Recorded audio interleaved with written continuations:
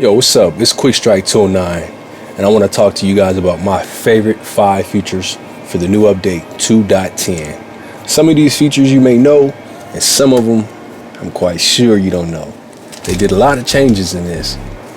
You know, I had to get on the camera and talk about this. I'm like, man, this is pretty good because I mean, last time we had this talk, it was MPCX versus Renaissance, and I was saying the software, but man, this time the software is pretty straight.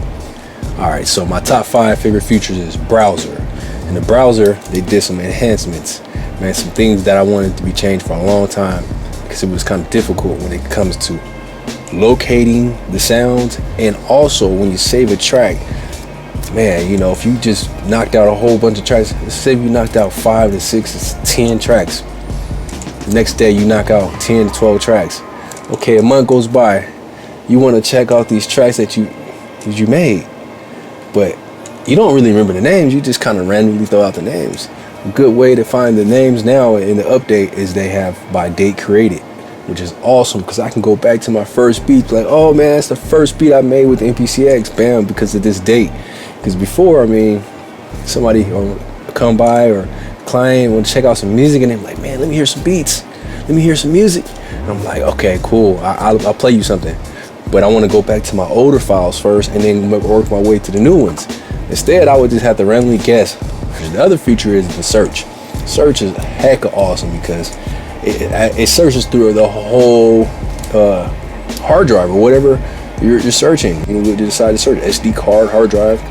So boom, that's hecka cool. You know, I'll put snare or I put James Brown sample and they find all the James Brown samples I have in there. That's so cool. Next feature is that I like is in the drum program. The drum program, they did some enhancements in there. They did a lot of things, but my favorite thing is the drum effects. That's all the way on the last page, and it's drum effects. And you got all these different functions, and they work perfectly flawless because you got 16 cue links on the MPCX. And that means that on that page, there's 8 different items you could change, but they're all, you know, there's toggle switches. But with the MPCX at 16 cue links, you can turn all of them and just play around with it. All right, my next thing is hype synth. Man, that synth sounds really good. Man, they really fixed a lot of good things on here. The latencies. Remember we talked about this in the prior video about the feel of the shakers and, you know, the pad performance. They tightened it all up. It's good. All right, so my next feature that I'm going to talk about is sample assign. Sample assign. This is cool right here. You can drag and drop your samples with your finger on the screen, just drag and drop. But here goes one that you may not know from the other guys, the other people making videos, and even Akai. If you hold shift and drag it, now the pad lights up with the red and you can layer it on that pad. That's something that I haven't seen anybody talk about, but I'm presenting to you now. All right, so my next thing I like is the Metronome shortcut. I'm not sure if the MPC1 can do this, but I have MPC Live here, and it can do it. You can just push the shift and play start, and now the metronome turns on and off.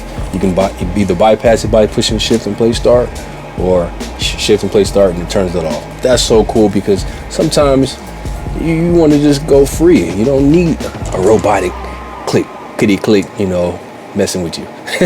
But yeah, that's a cool function right there, man. New MIDI, the MIDI program.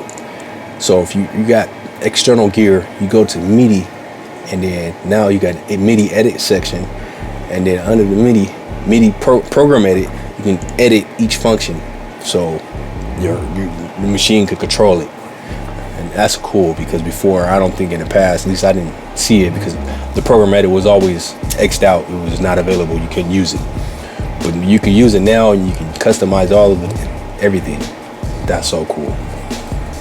All right, that's it. That's my top 5.